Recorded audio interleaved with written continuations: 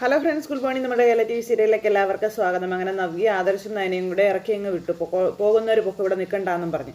അപ്പോൾ ഇതുപോലൊരു ഭാര്യയെ നിനക്ക് കിട്ടിയത് ഇയാളുടെ ഭാഗ്യമാണെന്ന് നീ തന്നെ ഇയാളോട് പറഞ്ഞേക്കാനായിട്ട് നവ്യ നയനയോട് പറയുമ്പം ആരുടെയും ഒരു ശുപാർശയുടെയും ആവശ്യം ഇവിടെ ഇല്ല, പോകേണ്ടവർക്കൊക്കെ പോകാമെന്നും പറഞ്ഞ് നവ്യ ഇറക്കി വിടുക. നിങ്ങളൊക്കെ അടിച്ച് പൊളിക്കുക, നീയും എല്ലാത്തിനും കൂട്ടു നിന്നോ നയനെ എന്നൊക്കെ നവ്യ പറയുന്നുണ്ട് കേട്ടോ. ഇതൊക്കെ കേട്ടിട്ട് ഒരു കൂസലും ഇല്ലാതെ അഭി ഇങ്ങനെ നിൽക്കുക.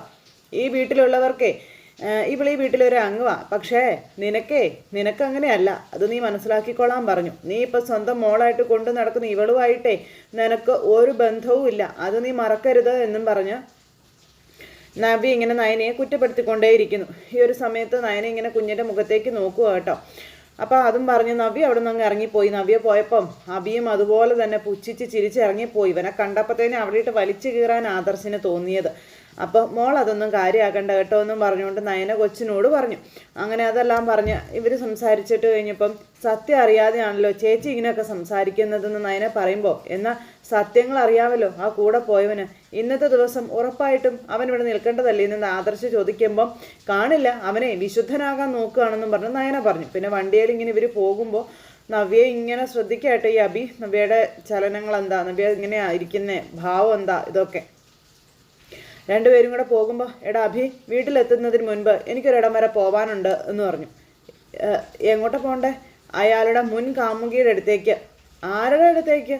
നിന്റെ ഏട്ടൻ്റെ ചന്തുമോളുടെ അമ്മയുടെ അടുത്തേക്ക് പോകണമെന്നാണ് ഞാൻ പറഞ്ഞതെന്ന് നവ്യ പറയുമ്പോൾ അഭി ഞെട്ടി. അവിയുടെ സകല ഗ്യാസും പോയി. അല്ല അത് പിന്നെ എന്തിനാ ഇപ്പം നമ്മൾ അങ്ങോട്ട് പോകുന്നത്? അതിൻ്റെ ആവശ്യം എന്താ ഇപ്പം പോയാൽ? അത് തളർന്നു കിടക്കുന്ന ഒരു പെൺകുട്ടിയല്ലേ, അവിടെ ചെന്ന് എനിക്ക് അവളെ സങ്കടപ്പെടുത്തണമെന്നൊന്നുമില്ല, എനിക്ക് അവളെ ഒന്ന് കാണണം, എന്നാലും എനിക്കൊന്ന് കണ്ടേ പറ്റുള്ളൂ എന്ന് നവ്യ പറയണം.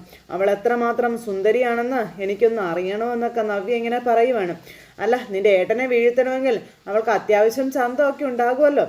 അതെ, നമുക്ക് അങ്ങോട്ട് പോകണം നവ്യേ, പോകണം, ഉറപ്പായിട്ടും പോകണം, പോയേ പറ്റൂ.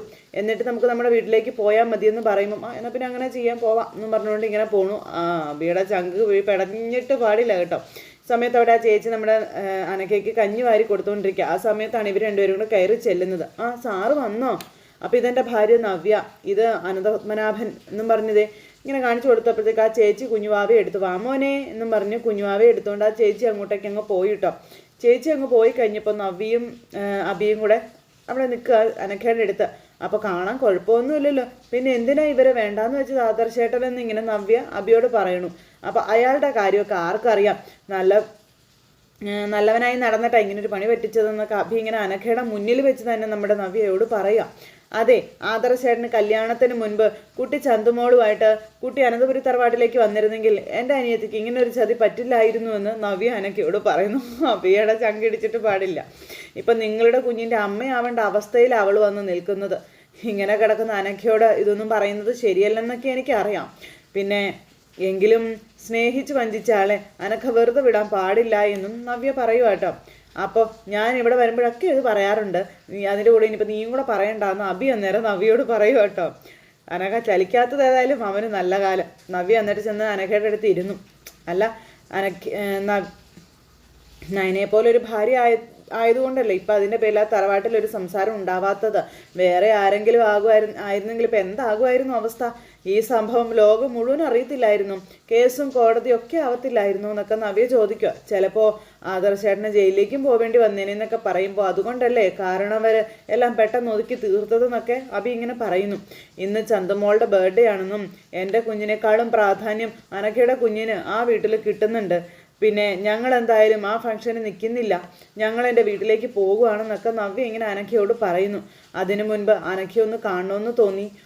ഇങ്ങനെ ഒരാളെ പറ്റി പറഞ്ഞു കേട്ടതല്ലാതെ നേരിട്ട് ഇതുവരെ കണ്ടിട്ടില്ലല്ലോ എന്നൊക്കെ പറഞ്ഞു കേട്ടോ. ഇപ്പം എനിക്കൊരു സംശയമുണ്ട്, അനഘയുടെ ഈ ഒരു അവസ്ഥയ്ക്ക് കാരണം അബിയുടെ ഏട്ടൻ തന്നെ ആയിരിക്കുമോ എന്ന് നവ്യ. അത് കേട്ടപ്പോഴേക്കും അബി ഞെട്ടലോടെ അനഘയെ നോക്കുക. വേറൊന്നും കൊണ്ടല്ല കേട്ടോ, സ്വന്തം തെറ്റി മൂടി വയ്ക്കാൻ വേണ്ടി അനഘയെ അങ്ങേര് തളർത്തിയതാണെങ്കിലോ.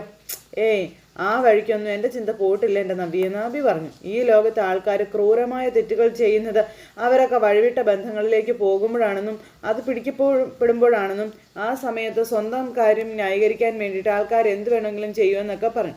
പക്ഷേ അനഘയ്ക്ക് സീരിയസ് ആയിട്ടുള്ള അസുഖം ഉണ്ടെന്നാണ് ഡോക്ടർ പറഞ്ഞതെന്ന് അബി അന്നേരം ഈ നവ്യയോട് പറയുമ്പോൾ എങ്ങനെ അസുഖം വരാതിരിക്കുന്നേ, അതുപോലെയല്ലേ സ്നേഹിച്ചിട്ട് ഓരോരുത്തർ ചതിക്കുന്നതെന്നൊക്കെ പറഞ്ഞ് നവ്യ അവിടെ ഇരുന്ന് ഇങ്ങനെ പറയണു. എന്തായാലും അനന്തപുരിലെ ആദർശധീരനായ കൊച്ചുമോൻ ഇത്രയും അധപതിക്കൊന്നും കരുതിയില്ല എന്നൊക്കെ പറഞ്ഞു. അവസാനം നവ്യയ്ക്ക് മനസ്സിലായി അനഘയെ ചതിച്ചവൻ തന്നെയാണ് അതിന് ഈ പരുവത്തിലാക്കിയതെന്നുള്ളത്. പക്ഷെ ആള് ചെറുതായിട്ടൊന്ന് തിരിഞ്ഞു പോയെന്ന് മാത്രം. ഇതെല്ലാം കേട്ട അനഘയുടെ രണ്ട് സൈഡിൽ കൂടെയും കണ്ണുനീരൊഴുകി ഇങ്ങനെ കിടക്കുക കേട്ടോ. അപ്പോൾ എൻ്റെ അനിയത്തിയുടെ ഇപ്പോഴത്തെ അവസ്ഥ അതെനിക്ക് സഹിക്കാൻ പറ്റുന്നതല്ല അനഘേ, എനിക്ക് സഹിക്കാൻ പറ്റുന്നില്ല. അതുകൊണ്ടാണ് കേട്ടോ ഞാൻ ഇത്രയ്ക്കൊക്കെ പറഞ്ഞത്. അവളൊരു പാവം കുട്ടിയാണെന്നും ഭർത്താവിനെ അവൾ ദൈവത്തെ പോലെയാണ് കരുതുന്നതെന്നൊക്കെയുള്ള കാര്യമൊക്കെ പറഞ്ഞ് ഇപ്പോൾ അനഘയെ പോലെ അവളെയും വഞ്ചിരിക്കുക ആദർശധീരനെന്നും പറഞ്ഞ് ഇങ്ങനെ കുറ്റം പറയുന്നു. അബിയാണെങ്കിൽ ഭയങ്കര എക്സ്പ്രഷൻസൊക്കെ ഇട്ടുകൊണ്ട് നിൽക്കുക. നിങ്ങളല്ലാതെ വേറെ പെൺകുട്ടികളായിട്ട് അയാൾക്ക് ബന്ധമില്ലെന്നൊക്കെ ആര് കണ്ടു എന്നൊക്കെയാണ് ചേച്ചിയുടെ വക ഡയലോഗുകൾ. അപ്പോഴേക്കും കുഞ്ഞുവാവയും കൊണ്ട് ആ ചേച്ചി അങ്ങോട്ടേക്ക് വന്നു. ഇന്ന് നമുക്ക് പോവാം അഭി എന്നും പറഞ്ഞുകൊണ്ട് അവരിറങ്ങും കേട്ടോ. അങ്ങനെ അവരങ്ങ് പോയി കഴിഞ്ഞപ്പം നവ്യ മുന്നേ ഇറങ്ങിപ്പോയി. അഭി അന്നേരത്തേക്കും അനക്കയെ ഒരു തുറച്ചു നോട്ടം തിരിഞ്ഞു ഒന്ന് നോക്കിയേച്ച് അങ്ങോട്ട് പോണേ. ആ സമയത്ത് ഇവർ രണ്ടുപേരും കൂടെ വീട്ടിലേക്ക് കയറി വന്നു. കനകയെ ഓടിച്ചെന്നു. തങ്കക്കുടമേ എന്നും പറഞ്ഞ് കുഞ്ഞിനെ ഓടിച്ചെന്നെടുത്തു. ചക്കരക്കുട്ടി പൊന്നേ എന്നൊക്കെ പറഞ്ഞു വാവേന്നും പറഞ്ഞ് വിശേഷമൊക്കെ ചോദിക്കുന്നു. എന്താ അഭിമാനം നിൽക്കുന്നത്, ഇരിക്കുക. അപ്പോൾ അച്ചോടി ഇരിക്കാൻ പറഞ്ഞ ചക്കരേ എന്ന് പറഞ്ഞു കുഞ്ഞു വാവി ഭയങ്കര കൊഞ്ചിക്കല് കനക. ആ സമയത്ത് അബിയാണെങ്കിൽ ഇങ്ങനെ നോക്കുക. അപ്പോൾ അവിടുത്തെ കാര്യങ്ങളൊക്കെ അമ്മ അറിഞ്ഞു കാണുമല്ലോ അല്ലേ എന്ന് നവ്യ ചോദിക്കുകയാണേ. ഇവിടെ നിൽക്കുമ്പോഴുള്ളൂ കുഞ്ഞിനെ സ്നേഹിക്കാനായിട്ടേ ആൾക്കാർ, അവിടെ എങ്ങും ആരും ഇല്ല എന്നും പറഞ്ഞുകൊണ്ട് നവ്യ പറയണു. പിന്നെ അതിൻ്റെ കൂടെ ബർത്ത്ഡേ പാർട്ടിയും കൂടെ കാണാൻ വയ്യ, അതുകൊണ്ടാണ് ഞങ്ങളിങ്ങോട്ട് പോകുന്നതെന്നൊക്കെ നവ്യ ഇങ്ങനെ പറയുമ്പോൾ ഇപ്പം നിൽക്കുക കനക. അപ്പം എന്തൊക്കെ പേക്കൂത്ത് അവിടെ നടക്കുന്നതെന്നൊന്നും അറിയില്ല അമ്മേ നബി. ഞാൻ കണ്ടിരുന്നു അമ്പലത്തിൽ വെച്ച് ബർത്ത്ഡേ കുട്ടിയെയും അവളുടെ അച്ഛനെയും പിന്നെ അവളുടെ വളർത്തമ്മയെയും. നയനയുടെ കാര്യമാണ് ഞാൻ പറഞ്ഞതെന്ന് പറയുമ്പം എനിക്ക് മനസ്സിലായി അവൾ വളർത്തമ്മയല്ല, സ്വന്തം അമ്മ തന്നെയാണ്. അങ്ങനെയാണ് അവളിപ്പോൾ ജീവിക്കുന്നതെന്നൊക്കെ പറഞ്ഞിങ്ങനെ പറയുമ്പോൾ ഞാൻ അവളുടെ ഭർത്താവിനെ ശ്രദ്ധിക്കാത്തതാ ഇപ്പം അവളുടെ കംപ്ലൈൻറ്റ്. അപ്പോൾ എന്തിനമ്മേ ശ്രദ്ധിക്കുന്നത്? ഞാനിപ്പോൾ അയാളെ മൈൻഡ് ചെയ്യാറൊന്നുമില്ല. പക്ഷേ അവിടെയുള്ളവർക്ക് അയാളോടുള്ള സ്നേഹം അത് കൂടിയിരിക്കുക, അതുപോലെ തന്നെ അയാളുടെ കുഞ്ഞിനോടും. അപ്പോൾ എല്ലാവരും ഞാനൊരു ചതിയനാണെന്നാണ് പണ്ടോട്ടെ പറഞ്ഞിരുന്നത്. പക്ഷെ ആദർശിനെ ആർക്കും അറിയില്ല. അവൻ കാര്യങ്ങൾ സാധിച്ചെടുക്കാനേ മിടുക്കനായിട്ടുള്ള ഒരുത്തനാണെന്നൊക്കെ പറഞ്ഞുകൊണ്ട് ഇങ്ങനെ ഈ അബി പറയുമ്പോൾ ഞങ്ങളിങ്ങോട്ട് വരുന്ന വഴി എനിക്ക് ആ ചന്തമോളുടെ അമ്മയെ കാണുമെന്ന് തോന്നി, അവിടെ പോയിട്ടാണ് ഞങ്ങൾ വരുന്നതെന്ന് പറയുമ്പം അതെന്തിനാ നിങ്ങൾ പോയതെന്ന് ചോദിച്ചു. അപ്പോൾ അവർ ചലനം ഇല്ലാതെ മുകളിലോട്ട് നോക്കി ഇങ്ങനെ കിടക്കുക അമ്മയെന്ന് നമ്മുടെ നവ്യ പറഞ്ഞു. ഇനി പഴയ രീതിയിലാവത്തില്ലെന്നാണ് ഡോക്ടർമാരൊക്കെ പറയുന്നത്. പിന്നെ എങ്കിലും ആ ഒരു അവസ്ഥയിൽ കിടക്കുന്ന ഒരു പെൺകുട്ടിയെ അയാൾ നിഷ്കരണം തള്ളിക്കളഞ്ഞിരിക്കുകയാണെന്നൊക്കെ പറഞ്ഞ് നവ്യ പറയുമ്പോൾ അബി ഇങ്ങനെ കുറുക്കൻ്റെ കണ്ണുമായിട്ട് ഇങ്ങനെ ഇരിക്കുക കേട്ടോ. എന്നിട്ട് അവളുടെ ബന്ധുക്കൾ പ്രശ്നം ഉണ്ടാക്കാതിരിക്കാൻ കുഞ്ഞിനെ ഏറ്റെടുത്തതാണെന്നും പറഞ്ഞു. ഇതൊക്കെ അറിഞ്ഞു വെച്ചിട്ട് എന്തുകൊണ്ടാണ് നയനമോൾ ആദർശിൻ്റെ കൂടെ നിൽക്കുന്നതെന്ന് എനിക്ക് മനസ്സിലാകാത്തത്. കാര്യങ്ങൾ കൈവിട്ട് പോകുന്ന സമയത്ത് അയാൾ നനെ എന്തൊക്കെയോ കള്ളത്തരങ്ങൾ പറഞ്ഞ് വശത്താക്കിയതാണെന്ന കാര്യം അഭി അന്നേരം പറയുവാണ്. പിന്നെ അതുകൊണ്ടാണ് നയന അയാളെ ഇത്രയും സപ്പോർട്ട് ചെയ്യുന്നതെന്നും. അതേപോലെ അമ്മായി ആദ്യം ഇതിനൊക്കെ എതിരായിരുന്നു, ഇപ്പം അമ്മായിയെയും വരുതിയിലാക്കിയിരിക്കുകയാണെന്നൊക്കെ ഈ അഭി ഇങ്ങനെ അവിടുന്ന് പറയുമ്പം ഞങ്ങളെയും ബർത്ത്ഡേക്ക് ക്ഷണിച്ചായിരുന്നു, ഞാൻ അതിനുള്ള ചുട്ട മറുപടി അവൾക്ക് കൊടുക്കുകയും ചെയ്തിട്ടുണ്ട്. അമ്മ അങ്ങോട്ടൊന്ന് വരേണ്ടതായിരുന്നു, അവളല്ല ഓടി നടന്നതിന് ചെയ്തത്. പറഞ്ഞിട്ടേ കാര്യമൊന്നുമില്ല അമ്മേ, അവളിനി നമ്മൾ പറയുന്നതൊന്നും കേൾക്കാനൊന്നും പോകുന്നില്ല. അവൾ അങ്ങനെയാ, ആരെങ്കിലും മനസ്സറിഞ്ഞ് സ്നേഹിച്ചാൽ പിന്നെ അവരെ വെറുക്കുന്ന സ്വഭാവമേ നയനക്കില്ല. അതുകൊണ്ടാണ് മോളെ അതങ്ങനെ. പക്ഷേ ആദർശി ചെയ്ത നെറുകേട് എനിക്കും ഗോവിന്ദേട്ടനും ഒരിക്കലും മറക്കാൻ പറ്റുന്നതല്ല, മറക്കുകയില്ല എന്നും പറഞ്ഞു. മോള് വാ മോൻ ഇരിക്കുക കേട്ടോ എന്നും പറഞ്ഞിട്ട് രണ്ടുപേരും അകത്തേക്ക് കയറിപ്പോയപ്പോൾ അഭി ഭയങ്കര സന്തോഷവാനായിട്ട് അവിടെ ഇരിക്കുക. അത് കഴിഞ്ഞ് പിന്നെ നയനയും ആദർശം കൂടെ കൊച്ചിനെ ഒരുക്കി അവർ സെൽഫിയൊക്കെ എടുക്കുന്നു. അപ്പോഴത്തേക്കും ദേവയാനി അങ്ങോട്ടേക്ക് വന്നു. അപ്പോൾ ദേവയാനിയും കൂട്ടി നിർത്തി ഇവരൊരു സെൽഫിയൊക്കെ എടുത്തു. അതിനുശേഷം ആ ഉടുപ്പ് ഇടിയിച്ച്, അതായത് എന്നാ മാലാഖയോ പറക്കുന്ന ഉടുപ്പോ ഇവർ പറഞ്ഞ ആ ഒരു ഉടുപ്പ് ഇട്ട് കൊച്ചിനെ കേക്ക് മുറിക്കാനായിട്ട് ദേവയാനി അങ്ങോട്ട് കൊണ്ടുപോയി. അപ്പോൾ എല്ലാവരും അതിനെ കുത്തി നോവിക്കുകയാണ്. ഇങ്ങനെയെങ്കിലും ആ പാവം ഒന്ന് സന്തോഷിച്ചോട്ടെ എന്ന് ആദർശം ഇങ്ങനെ പറഞ്ഞു. എന്നിട്ട് ഒരുത്തൻ എൻ്റെ ചേച്ചിയെ വിളിച്ചങ്ങ് പോയില്ലേ, സ്വന്തം കുഞ്ഞാണെന്നുള്ള ബോധമുള്ള അവനെ വെറുതെയെങ്കിലും ഇവിടെ നിൽക്കായിരുന്നില്ലേ എന്ന് നയനെ ചോദിക്കുമ്പം നമ്മൾ എന്തിനാ അതിനെപ്പറ്റിയൊക്കെ പറയുന്ന നയനെ, അതിൻ്റെ ആവശ്യമില്ല, ഇടയ്ക്കൊക്കെ ഒന്ന് പറഞ്ഞു എന്ന് കരുതി അവൻ നന്നാവുമോ? അത് നീ അങ്ങ് മറന്നു കളയാനായിട്ട് ആദർശം നയനോട് പറയണം. നയനെ തല കാട്ടിക്കൊണ്ട് അവിടെ നിൽക്കുന്നു. ഇത് കഴിഞ്ഞതിന് ശേഷം അനാമിക വീട്ടിൽ വലിഞ്ഞു കയറി വന്ന ഒരു കൊച്ചിൻ്റെ ബർത്ത്ഡേ ആഘോഷിക്കുകയാണെന്നും പറഞ്ഞ് അച്ഛൻ്റെ അമ്മയുടെ അടുത്ത് ചെന്നു.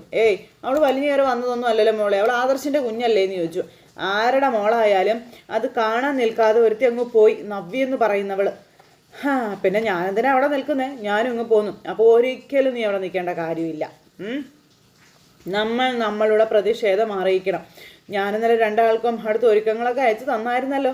ബലൂണും മറ്റുമൊക്കെ കെട്ടി വീട് മൊത്തത്തിൽ അലങ്കരിച്ചതേ അവളാ, ആ നയനയെന്ന് പറയുന്നവളാ. അവളുടെ ജാള്യത മറച്ചു വെക്കാൻ വേണ്ടിയിട്ടാണ് അങ്ങനെയൊക്കെ ചെയ്തുകൊണ്ടിരിക്കുന്നത് മോളെ.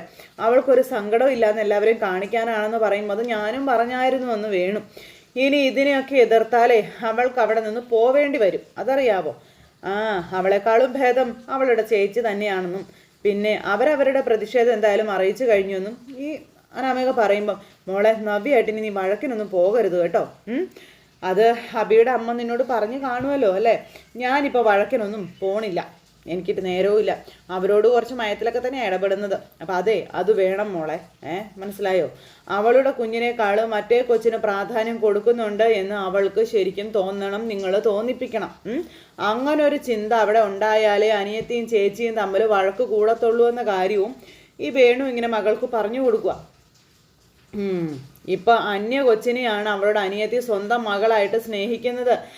അത് അവൾക്കും അറിയാം. സ്നേഹിക്കുന്നുണ്ടെന്ന് മാത്രമല്ല, അവളുടെ ചേച്ചിയുടെ കൊച്ചിനേക്കാളും പ്രാധാന്യം കൊടുക്കുന്നത് ആ കൊച്ചിനാണെന്നും അനാമിക ഇങ്ങനെ ഇവിടെ ഇരുന്ന് ഇവരോട് രണ്ടുപേരോടും പറയുമ്പോൾ മോളെ ലോകത്ത് ഒരു പെണ്ണും അത് സഹിക്കത്തില്ല. അതുകൊണ്ട് അച്ഛൻ പറഞ്ഞതുപോലെ ഇതൊരു തുറുപ്പ് ചീട്ടായിട്ട് തന്നെ നീ എടുക്കണമെന്ന് പറഞ്ഞു. ആ വീട്ടിൽ വഴക്കുണ്ടായാൽ അതിൻ്റെ നേട്ടം നിനക്ക് തന്നെയാണെന്ന് നീ മനസ്സിലാക്കിക്കോളാൻ പറയുവാണ്. അതുകൊണ്ട് ഞാൻ അപ്പച്ചിയുടെ അഭിയേട്ടനെ എൻ്റെ അമ്മായിമ്മയുടെ ഒക്കെ കൂടെ തന്നെ അങ്ങ് നിൽക്കുക അമ്മേ. പരമാവധി നവിയെ ചൊടിപ്പിക്കാനും നോക്കുന്നുണ്ടെന്നൊക്കെ ഈ അനാമിക പറയുമ്പോൾ ഇങ്ങനൊരു സംഭവം ഉണ്ടായപ്പോൾ ഞാൻ കരുതി നയനെ എല്ലാം ഇട്ടെറിഞ്ഞിട്ട് അവളുടെ വീട്ടിലേക്ക് പോകുമെന്നുള്ളതാണെന്ന് അന്നേരത്തേക്കും പറഞ്ഞു ഈ വേണു. അവൾ ഒരിക്കലും പോകത്തില്ലെന്നേ. അച്ഛൻ പറഞ്ഞതുപോലെ സ്വത്തും പണവുമാണ് അവൾ ഉന്നം വെക്കുന്നത്. അതുകൊണ്ടാണ് അവൾ പോവാതെ അവിടെ കടിച്ചു തൂങ്ങി കിടക്കുന്നത്. അവളുടെ കരൾ അമ്മായിമ്മയ്ക്ക് കൊടുത്തത് പോലും അതുകൊണ്ടാണെന്നും ഇനിയിപ്പോൾ എന്തായാലും അതിൻ്റെ നന്ദി അനന്തപുരിക്കാർ കാണിക്കാതിരിക്കില്ല എന്ന കാര്യവും പറയുക ഈ അനാമിക. അവൾക്കതാ വേണ്ടതും. അല്ലാതെ അവൾക്കൊരു കുഞ്ഞിനെ പ്രസവിക്കണമെന്നോ നോക്കണമെന്നോ ഒന്നുമില്ല. ഇപ്പം പേരിന് മോളെ എന്ന് വിളിക്കാനേ ഒരു കുഞ്ഞിനെയും കിട്ടിയിട്ടുണ്ട്. അവൾക്കത് ധാരാളം മതിയെന്നും പറഞ്ഞ് അനാമിക അവിടെ നിന്ന് എഴുന്നേറ്റ് പോകുമ്പോൾ അടുത്ത കുശുമ്പം പറഞ്ഞ് കെട്ടിയവനും കെട്ടിയവളും കൂടി ഇങ്ങനെ അവിടെ ഇരിക്കുവാണ്. നയനെ നമുക്ക് അങ്ങോട്ട് പോകാനുള്ള സമയമായോ രേവതി എന്ന് ചോദിക്കുമ്പോൾ വേണ്ട, പോയാൽ പിന്നെ വയറ് കേടായേ തിരിച്ചു വരുള്ളൂ എന്ന് ഈ രേവതി വേണുവിനോട് പറയുമ്പോൾ അത് ശരിയാണെന്നും പറഞ്ഞുകൊണ്ട് വേണു അവിടെ. പിന്നെ കേക്ക് മുറിക്കാൻ എല്ലാവരും റെഡി ആയിട്ട് ഇറങ്ങി വരുന്നു. ജലജയും ജാനകിയും കൂടി ഇങ്ങനെ ഇനി എന്തൊക്കെ കോപ്രായങ്ങൾ കാണേണ്ടി വരും ചേട്ടാ എന്നും പറഞ്ഞിരിക്കുക. അപ്പോൾ കോപ്രായങ്ങളോ? അതിനാരെന്ത് കോപ്രായം ഇവിടെ കാണിച്ചതെന്ന് അജയൻ വന്ന് ഇവരോട് ചോദിച്ചു. ഇവിടെ പിന്നെ കാണിക്കുന്നതൊക്കെ എന്താ ജയേട്ടാ? എവിടെന്നോ കയറി വന്ന ഒരുത്തിക്ക് വേണ്ടിയിട്ടേ ഈ പടഭണ്ഡാരം പോലത്തെ ഒരു കേക്കും മേടിച്ച് ഇവിടെ വെച്ചിരിക്കുകയല്ലേ എന്നൊക്കെ ഇങ്ങനെ ജലജ ചോദിച്ചു. അത് മുറിക്കുന്നത് കാണാൻ എൻ്റെ മോനും മരുമോളും അതിനിവിടെ ഇല്ല. അവരവരുടെ കുഞ്ഞിനെയും കൊണ്ട് അവരുടെ പാട്ടിന് പോയെന്നും ജലജ പറയുക. അത് കേട്ടപ്പോൾ ഒന്നും അല്ലെങ്കിലും നവ്യയുടെ കുഞ്ഞല്ലയോ എല്ലാ അർത്ഥത്തിലും ഈ വീട്ടിലെ പേരക്കുട്ടി. അപ്പം ചന്തുമോൾ എന്താ പേരക്കുട്ടി അല്ലേ എന്ന് ജയൻ ചോദിച്ചു. നേരായ മാർഗത്തിലുണ്ടായ കൊച്ചൊന്നും അല്ലല്ലോ എന്ന് ജാനകി പറയുമ്പം രണ്ടാളോടും ഒരു കാര്യം ഞാൻ തറപ്പിച്ചു പറയുക. കൂടുതൽ നിങ്ങളുടെ സംസാരത്തിന് കൈയും കാലും ഒക്കെ വെച്ചാൽ പിന്നെ കരയേണ്ടി വരുന്നത് നിങ്ങൾ രണ്ടുപേരും തന്നെ ആയിരിക്കുമെന്ന് ജയൻ അന്നേരം പറഞ്ഞു. എൻ്റെ മരുമോൾ ഇവിടെ നിന്ന് പോയല്ലോ ഈ ഒരൊറ്റ കാരണം കൊണ്ട്. അത് വലിയ പുതുമയുള്ള സംഭവമൊന്നും അല്ലല്ലോ എന്ന് അജയൻ ചോദിച്ചു. അപ്പോഴാണ് അനി ഇറങ്ങി വരുന്നത്. അവൾ എത്ര തവണ ഇവിടുന്ന് പോയിരിക്കുന്നു. അപ്പം അവൾ പോയെങ്കിൽ പോട്ടെ, ഇവിടെ നിന്ന് ആരും അവളെ വിളിക്കാനൊന്നും പോകുന്നില്ല എന്ന് അനി പറഞ്ഞു. അത് കേൾക്കേണ്ട താമസം, അവൻ പറയുന്നത് കേട്ടില്ലേ എന്നും പറഞ്ഞുകൊണ്ട് ജാനകി അനിയോട് ചൂടായി. എടാ നീ വിളിച്ചില്ലെങ്കിൽ ഞാൻ പോയി വിളിക്കും എൻ്റെ മരുമോളെ. എനിക്ക് അവളെ വേണവേടാ. ഒരർഹതയില്ലാതെ ഇവിടെ വന്ന് കയറിയ നയനി എന്ന് പറയുന്നവളെ നിന്റെ അമ്മായിക്ക് അടക്കി പിടിക്കാമെങ്കിലേ എനിക്കും എൻ്റെ മരുമോള് വലുത് തന്നെയാണെന്ന് പറഞ്ഞു. ഒന്നുമല്ലെങ്കിലും മാന്യമായിട്ടല്ലേ മോൾ ഇങ്ങോട്ടേക്ക് വന്നത്. വന്ന മാന്യതയെ പറ്റിയൊന്നും ഇവിടെ ആരും പറയല്ലേ എന്ന് അനി പറഞ്ഞു. അന്ന് അമ്മായച്ചൻ വേണു കുറേ തള്ളി. ആ തള്ളലൊക്കെ ഉള്ളതാണോ അതോ കള്ളമാണോ എന്നേ സംശയിക്കേണ്ട അവസ്ഥയിലാണ് ഇപ്പോൾ ഉള്ളത്. കാര്യങ്ങളുടെ പോക്കും അങ്ങനെയാ. അപ്പം നീ സംശയിച്ചോ? പക്ഷേ അവരൊക്കെ നല്ലവരാണെന്ന് ജാനകിയുടെ വക ഡയലോഗ്. പിന്നെ അല്ലാതെ എന്നും പറഞ്ഞ് ജലജ. മൂത്ത രണ്ട് മരുമക്കളെക്കാളും എന്തുകൊണ്ടും ഭേദമാണ് അനാമികയെന്നും പറഞ്ഞ് ജലജയും അതിന് സപ്പോർട്ട് പാടുക കേട്ടോ. അതിപ്പോഴേക്കും കൊച്ചിനെ കൊണ്ടും ദേവയാനി ഇറങ്ങി വന്നു. അവർ രണ്ടുപേരും കൂടെ വന്നപ്പോഴേക്കും മുത്തശ്ശനും മുത്തശ്ശിയും ഒക്കെ ഇറങ്ങി വന്നു. കുഞ്ഞിനെ ആ ഉടുപ്പിൽ കണ്ടപ്പോൾ ഭയങ്കര സന്തോഷമായി അവർക്കെല്ലാവർക്കും. സുന്ദരി കുട്ടിയായല്ലോ എന്ന് പറഞ്ഞ് ഇവരിങ്ങനെ നിൽക്കുക. അപ്പോഴേക്കും ജലജയും ജാനകിയും ആ കൊച്ചിനെ തുറച്ചു നോക്കുക. അപ്പോഴേക്കും മുത്തശ്ശി പറഞ്ഞു ഇന്നത്തെ ദിവസമൊന്നുമല്ല ഒരു ദിവസവും ഇവിടെ ഇനി കുഞ്ഞിനെ ഇതാക്കി സംസാരിക്കരുത് എന്ന് മുത്തശ്ശി ഇങ്ങനെ പറഞ്ഞു. ഇതൊന്നും പറയാനേ ഒരർഹത ഇല്ലാത്തവളാണ് ഇപ്പം ഇവിടെ നിന്ന് ഇങ്ങനെയൊക്കെ സംസാരിക്കുന്നതെന്ന് മുത്തശ്ശി ഇങ്ങനെ അങ്ങ് പറഞ്ഞു. ഇവളോട് ഞാൻ പലതവണ പറഞ്ഞതാ ചന്തുമോളെ കുറ്റപ്പെടുത്തുന്ന സമയത്ത് ഇവളെങ്ങനെ ഇങ്ങോട്ട് വന്നതെന്നൊന്ന് ആലോചിച്ച് നോക്കണം. അത് നീ മറന്നു പോകരുതെന്നുള്ളത്. നിന്റെ അന്നത്തെ അവസ്ഥ നീ ഇത്തിരി നേരം ഒന്ന് ഓർത്താൽ മാത്രം മതി ജലജെ. പിന്നെ നിനക്ക് ഇങ്ങനെയൊന്നും ഒരിക്കലും പറയാൻ പോലും തോന്നത്തില്ല എന്നുള്ള കാര്യവും പറഞ്ഞു. എന്നാലും ഇവൾക്ക് തോന്നും അമ്മേ.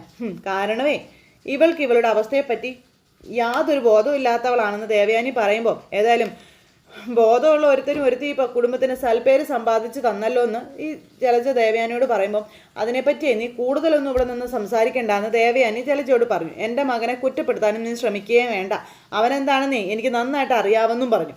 അപ്പോൾ അതെല്ലാം പറഞ്ഞ് നിൽക്കുമ്പോൾ ജലജെ നിന്നോട് പറഞ്ഞതാ കൂടുതൽ സംസാരവും കാര്യങ്ങളൊന്നും ഇവിടെ വേണ്ടാന്ന്, ഇനി മനുഷ്യനെ ചൊടിപ്പിച്ചിട്ട് നീ വെറുതെ നാണം കെടാനായിട്ട് നിൽക്കേണ്ടെന്നും പറഞ്ഞ് ജയനും വഴക്ക് പറഞ്ഞു ഈ ജലജയെ. അപ്പോഴേക്കും ആദർശും നയനയും കൂടെ ഇറങ്ങി വന്നു. അങ്ങനെ അവരിറങ്ങി വന്നു. പിന്നെ കേക്ക് മുറിക്കാനുള്ള സമയമൊക്കെ ആയെന്ന് പറഞ്ഞു. വീണ്ടും ജലജ ഇങ്ങനെ ചൊറിയുന്ന വർത്താനം പറഞ്ഞുകൊണ്ടിരിക്കുമ്പോൾ നിന്നോടല്ലടി നിർത്താൻ പറഞ്ഞു എന്ന് പറഞ്ഞുകൊണ്ട് അജയൻ വഴക്ക് പറഞ്ഞു. എടി പെണ്ണുങ്ങളെ തല്ലുന്ന പാരമ്പര്യം ഈ കുടുംബത്തിലില്ല, അത് നീയായിട്ട് തെറ്റിക്കരുതെന്ന് ജാനകിയോടും ജലജയോടുമായിട്ട് അജയൻ പറയുവാണ്. അവളുമാരൊന്ന് പേടിച്ചു. ഇവളെ പിന്നെ എന്ത് ചെയ്തിട്ടും കാര്യമില്ല, എന്നാൽ ചിലപ്പോൾ നിന്നെ എനിക്ക് മര്യാദ പഠിപ്പിക്കേണ്ടി വരുമെന്നും ജാനകിയോട് എടുത്ത് നമ്മുടെ അജയൻ പറഞ്ഞു. അപ്പോൾ അതൊക്കെ പോട്ടടാ, വിട്ട് കളയാൻ പറഞ്ഞു അച്ഛൻ. മോളിങ് വന്നേന്നും പറഞ്ഞ് കുഞ്ഞിനെ വിളിച്ചടുത്ത് നിർത്തി മുത്തശ്ശൻ. അതിനുശേഷം അവരവിടെ കേക്ക് മുറിക്കുന്നു. ആദർശും നയനയും കൂടെ കൊച്ചിനെ കയ്യിൽ പിടിച്ച് അവർ കേക്ക് മുറിച്ച് എല്ലാവർക്കും കൊടുക്കാം. അപ്പോൾ എല്ലാവരും നിരന്ന് നിന്നേ ഒരു ഫോട്ടോ എടുക്കാമെന്നും പറഞ്ഞ് ജലജ ഫോട്ടോ എടുത്ത് അയച്ചു കൊടുക്കാൻ വേണ്ടിയിട്ട്. ജലജ ആരാ പൊന്നുമോള്, എന്തൊക്കെയോ കുശുമ്പ് മനസ്സിൽ കാണാതെ അത് അത്രയൊന്നും ചെയ്യത്തില്ല. അപ്പോൾ അങ്ങനെയൊക്കെയുള്ളൊരു കാര്യങ്ങളും സിറ്റുവേഷൻസും ഒക്കെ കാണിച്ചുകൊണ്ടാണ് ഇന്നത്തെ നമ്മുടെ കഥ അവസാനിച്ചത്. അപ്പോൾ എല്ലാവരും കാത്തിരുന്ന് കാണണേ. എല്ലാവർക്കും നല്ലൊരു ദിവസം ആശംസിക്കാം കേട്ടോ. വീണ്ടും കാണുന്നത് വരെ എല്ലാവർക്കും ടാറ്റാ.